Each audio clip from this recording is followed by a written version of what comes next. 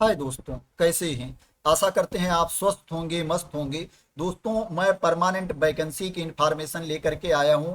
Permanent post की information लेकर के आया हूं। अगर आप परमानेंट गवर्नमेंट वैकेंसी की तलाश में हैं, परमानेंट गवर्नमेंट जॉब करना चाहते हैं, तो दोस्तों ये वीडियो आपके लिए है। इस वीडियो को स्टार्टिंग से लेकर के लास्ट तक जरूर देखना। मैं इस वीडियो में पूरी इंफॉर्मेशन कवर करूंगा। मैं बताऊंगा कि ये वैकेंसी कहाँ की है, इसके लिए एलिजिबिलिटी क्राइटेरिया क्या होनी चाहिए, एप्लीकेशन की लास्ट डेट क्या है, आपको अप्लाई कैसे करना है, इसके लिए सैलरी का पे लेवल क्या है, स्कीम ऑफ एग्जामिनेशन क्या है। दोस्तों, कंप्लीट इंफॉर्मेशन मैं दूंगा इस वीडियो में, इसलिए इस वीडियो को स्टार्टिंग से लेकर के लास्ट तक जरूर देखना, जिससे आपको कंप्लीट इंफॉर्मेशन मिल सके।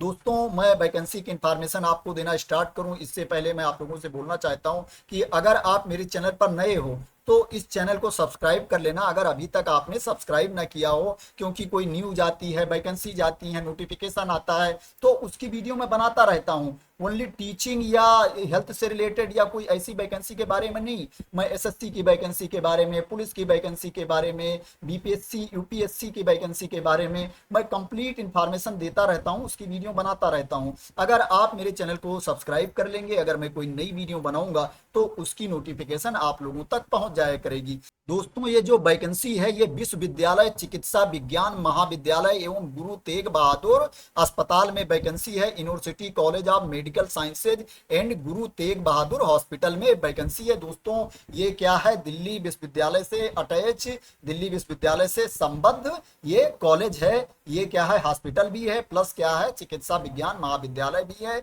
तो दोस्तों, आप लोगों के लिए अच्छा मौका है इसमें जॉब करने के लिए। नॉन टीचिंग पोस्ट के लिए वैकेंसी निकली है। जो वैकेंसी निकली है दोस्तों, मैं बता देता हूं किस पोस्ट के लिए है। ये जूनियर असिस्टेंट के लिए वैकेंसी है, जिसका पे लेवल 2 है। आपको 19,900 से लेकर के 63,200 रुपये इसका पे लेवल है। दोस्तों, जो जूनियर असिस्टेंट की जॉब होती है, इनिशियल में आपको ज्यादा सैलरी नहीं मिलती, बट क्या है, बाद में आपकी सैलरी बढ़ जाती है। इसमें जो अनरिजर्व कैटेगरी के लिए पोस्ट है वो 9 है, एससी के लिए 4 है, 4 है, एंड एसटी के लिए 2 है, 2 है, ओबीसी के लिए 8 है, 8 है, एंड ईडब्ल्यूएस के लिए 3 है, 3 है, एंड पीडब्ल्यूबीडी के लिए 3 पोस्ट है, 3 है। टोटल वैकेंसी 29 है।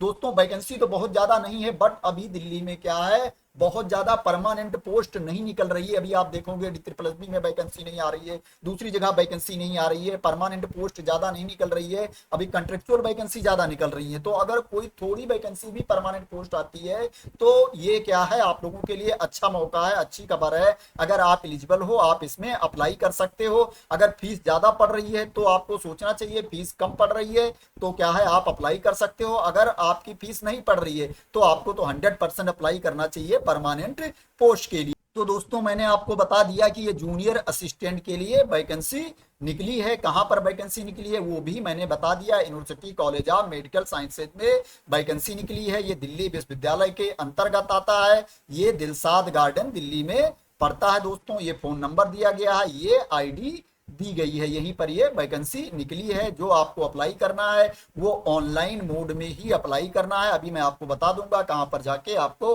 अप्लाई करना है। जो एप्लीकेशन की लास्ट डेट है वो 9 अक्टूबर 2024 है। 9/10/2024 तक आप इसमें अप्लाई कर सकते हो। दोस्तों, मैं बता देता हूं इसके लिए एलिजिबिलिटी क्राइटेरिया क्या होना चाहिए, क्वालिफिकेशन क्या होना चाहिए। इसके लिए आपके पास सीनियर सेकेंडरी क्वालिफिकेशन होना चाहिए, 10+2 का क्वालिफिकेशन होना चाहिए, आपको 12वीं पास होना चाहिए, इसके समकक्ष आपके पास क्वालिफिकेशन होना चाहिए। प्लस आपको टाइपिंग भी आनी चाहिए, आपकी टाइपिंग स्पीड अच्छी होनी चाहिए। 35 वर्ड पर मिनट इंग्लिश में होनी चाहिए एंड 30 वर्ड पर मिनट हिंदी में होने चाहिए। कंप्यूटर के टाइप राइटिंग में, कंप्यूटर पर टाइप करने पर आपकी स्पीड होनी चाहिए 35 वर्ड पर minute in English and 30 word पर मिनट इन हिंदी। इसको आपको ध्यान में रखना। ये आपका क्वालिफिकेशन था। जो आपकी एज होनी चाहिए वो 27 ईयर्स होनी चाहिए। मैक्सिमम जो एज लिमिट है 27 ईयर्स है।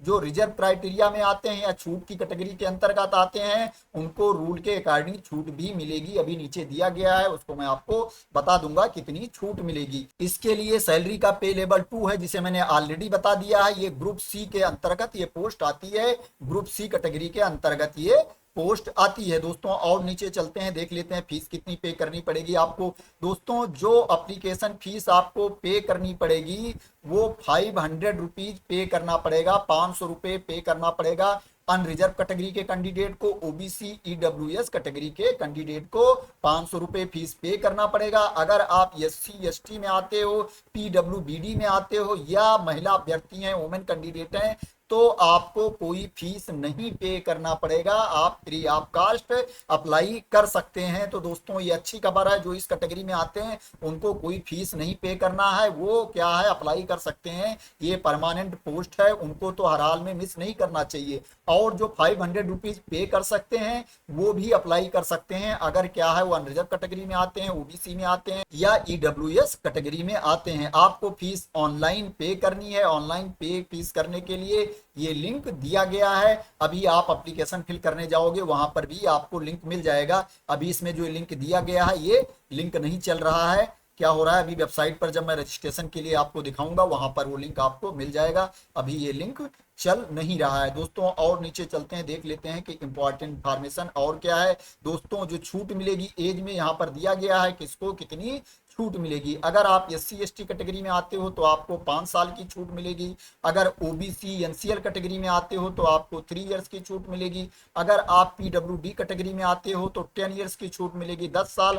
अगर क्या है आप PWD plus OBC NCL category में आते हो तो आपको 13 साल की छूट मिलेगी। अगर आप पीडब्ल्यूडी एससी एसटी कैटेगरी में आते हो तो आपको 15 साल की छूट मिलेगी। अगर आप एक सर्विसमैन हैं एंड कमीशनड हैं तो आपको 5 इयर्स की छूट मिलेगी, 5 साल छूट मिलेगी। ये रूल के अकॉर्डिंग छूट मिलेगी दोस्तों। और नीचे चलते हैं, देख लेते हैं कि इसमें आपके डॉक्यूमेंट क्या लगेंगे जब आप अप्लाई करने जाओगे ऑनलाइन। तो क्या है आपको डॉक्यूमेंट क्या लगेंगे दोस्तों, यहाँ पर ये भी दिया गया है कि आपको कोई टीएडीए नहीं दिया जाएगा। जब क्या है आप टेस्ट के लिए आओगे या इंटरव्यू देने के लिए आओगे तो कोई भी टीएडीए नहीं दिया जाएगा आपको दोस्तों। जो आपके डॉक्यूमेंट लगेंगे यहाँ पर दिया गया है, जब क्या है आप अप्लाई करने जाओगे तो सेल्फ अटेस्टेड आपके पास डॉक्यूमेंट ये होने चाहिए। एप्लीकेशन फॉर्म फिल करते टाइम, सबमिट करते टाइम आपके पास क्या है proof of date of birth के लिए आपके पास 10th की सर्टिफिकेट होनी चाहिए या बर्थ सर्टिफिकेट होना चाहिए। प्लस क्या है जो आपका क्वालिफिकेशन है उसकी मार्कशीट एंड सर्टिफिकेट आपके पास होनी चाहिए। कास्ट सर्टिफिकेट होना चाहिए अगर अप्लीकेबल हो। आपके पास पीडब्ल्यूबीडी सर्टिफिकेट होना चाहिए अगर अप्लीकेबल हो। नो ऑब्जेक्शन सर्टिफिकेट होना चाहिए प्रेजेंट एम्प्लॉयर से अगर अप्लीकेबल हो। आपके पास एक्सपीरियंस सर्टिफिकेट होना चाहिए अगर वो भी अप्लीकेबल हो आपके पास हो। और दूसरी सर्टिफिकेट अगर जरूरी हो तो वो भी होनी चाहिए। जब क्या है आप अप्लाई करने जाओगे उस टाइम आपके पास ये होना चाहिए, सेल्फ अटेस्टेड कॉपी उसकी आपके पास होनी चाहिए दोस्तों। स्कीम ऑफ एग्जामिनेशन देख लेते हैं कि स्कीम ऑफ एग्जामिनेशन क्या है। अभी दोस्तों ये डॉक्यूमेंट आपको कहां से मिलेगा मैं आपको वेबसाइट पर चल के पूरा बता दूंगा। आप वेबसाइट पर जाकर अपने आप इसको देख सकते हैं या आप मेरे टेलीग्राम चैनल पर जाकर के वहां से भी इसको डाउनलोड कर सकते हैं। जो टेलीग्राम का लिंक होगा वीडियो के नीचे डिस्क्रिप्शन के नीचे पिन किया होगा, वहां से आप मेरे टेलीग्राम चैनल पर जा सकते हैं। टेलीग्राम चैनल को ज्वाइन ना किया हो तो उसको ज्वाइन भी कर सकते हैं दोस्तों। स्कीम ऑफ एग्जामिनेशन देख लेते हैं। जो स्कीम ऑफ एग्जामिनेशन है दोस्तों इसमें आपका 2 पेपर होगा, 2 पेपर होंगे, पेपर 1 एंड पेपर 2।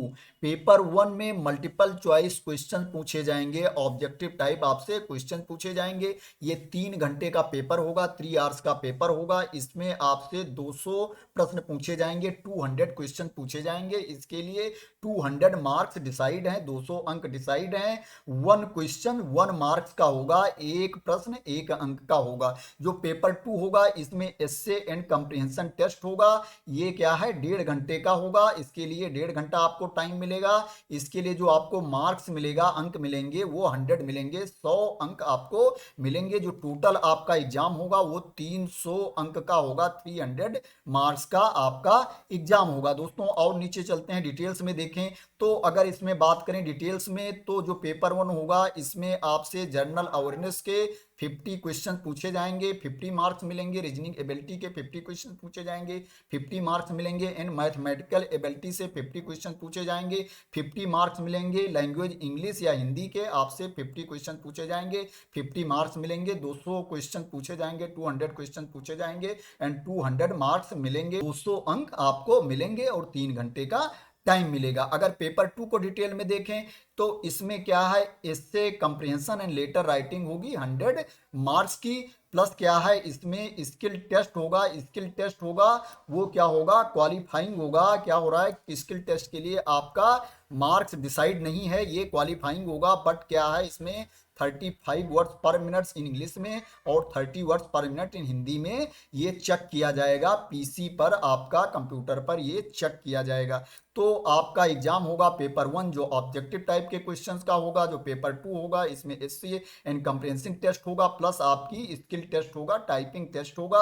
और तीनों में आपको क्वालिफाई करना पड़ेगा। जो टाइपिंग टेस्ट है ये क्या है, क्वालिफाइंग नेचर का है, इसमें आपको ओनली पास होना है, इसकी मेरिट नहीं बनेगी। बट क्या है तीनों में आपको क्वालिफाई होना होगा, तभी आप मेरिट लिस्ट में आओगे। यहाँ पे साफ साफ दिया गया है कि तीनों में अलग अलग आपको क्वालिफाई करना पड़ेगा।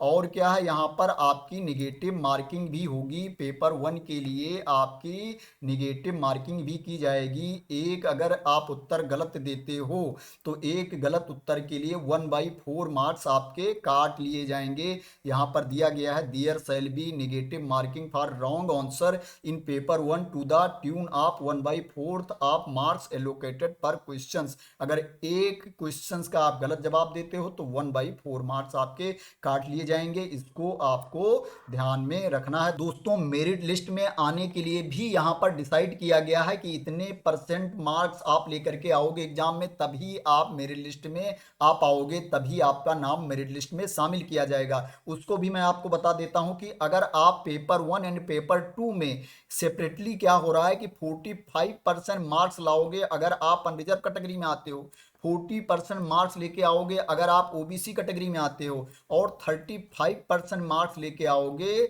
जब आप एससी एसटी पीडब्ल्यूबीडी कैटेगरी में आते हो, तभी आपको क्या हो रहा है मेरिट लिस्ट में शामिल किया जाएगा। तो आपको ध्यान में रखना है, आपको पेपर 1 एंड पेपर 2 में अलग अलग 45% मार्क्स लाने हैं। अनरिजर्व कैटेगरी वाले कैंडिडेट को 40% मार्क्स लाने हैं, ओबीसी कैटेगरी वाले कैंडिडेट को 35% मार्क्स लाने हैं, SC ST and PWBD category वाले कैंडिडेट को।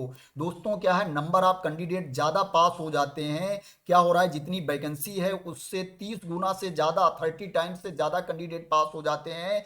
तो यहाँ पर जो मेरिट लिस्ट बनेगी वो क्या हो रहा है, वो रिस्ट्रिक्टेड है, 30 टाइम्स कैंडिडेट को ही लिया जाएगा, क्योंकि हो सकता है वैकेंसी ज्यादा नहीं निकल रही है, बहुत ज्यादा लोग क्वालिफाई हो जाएं।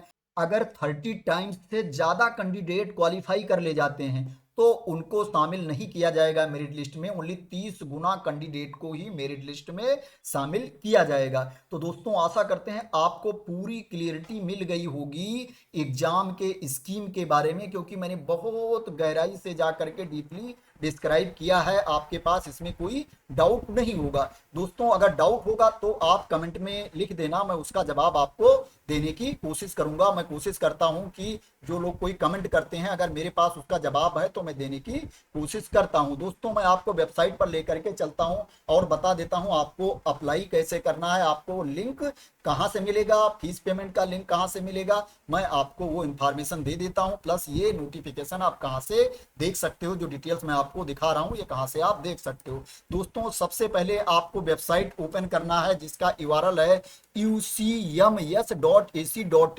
जब इस वेबसाइट को ओपन करेंगे आप देखोगे मेरे सामने ही वेबसाइट ओपन है। तो दोस्तों यहां पर चले जाना, मोर लिंक्स में चले जाना, यहां पर दिया गया है करियर्स। अगर बाहर भी आपको करियर्स का पेज मिल जाता है तो उस पर आपको क्लिक कर देना है।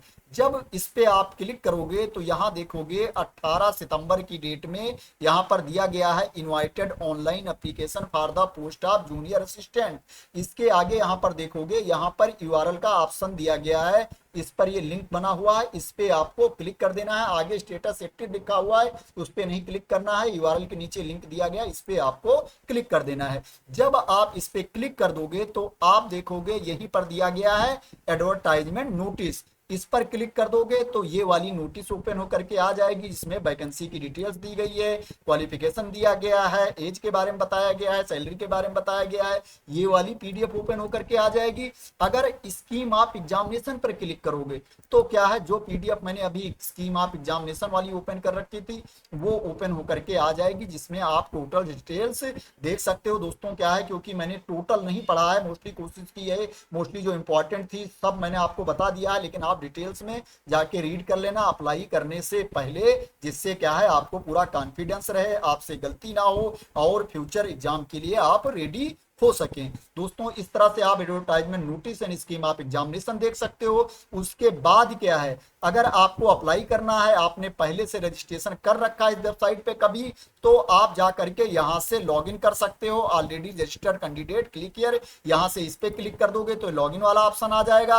अगर क्या है आपने रजिस्ट्रेशन नहीं कर रखा है, पहली बार इस वेबसाइट पर विजिट कर रहे हो, तो क्या है आप ऑनलाइन रजिस्ट्रेशन क्लिक हियर करके यहां पर आप रजिस्ट्रेशन कर लेना। रजिस्ट्रेशन करने के बाद लॉगिन करके यहां से आप अप्लाई कर सकते हो। यहीं पर ऑनलाइन पेमेंट लिंक भी दिया गया है, यहां पर लिखा हुआ है click here for payment of fee. यहां से आप फीस पेमेंट वाले पेज पर भी जा सकते हो। ऐसे क्लिक कर दोगे आप देखोगे ये पेज ओपन होकर के आ गया। तो दोस्तों ये इंपॉर्टेंट इंफॉर्मेशन थी, आशा करते हैं कि आपको पूरी क्लियरिटी मिल गई होगी और हमने आपको मोस्टली इंफॉर्मेशन देने की कोशिश की होगी और आपको समझ में आया होगा। दोस्तों अगर आपको समझ में आया है और क्लियरिटी मिल गई है तो इस वीडियो को लाइक कर देना, शेयर कर देना। चैनल को सब्सक्राइब ना किया हो तो सब्सक्राइब कर लेना। क्या है कोई न्यूज आती है, वैकेंसी जाती है, नोटिफिकेशन आता है तो उसकी वीडियो मैं बनाता रहता हूं, जैसा मैंने ऑलरेडी आपको इनिशियल में ही बताया है। अगर आप मेरे चैनल को सब्सक्राइब कर लेंगे, अगर क्या है आप वैकेंसी की तलाश में हैं,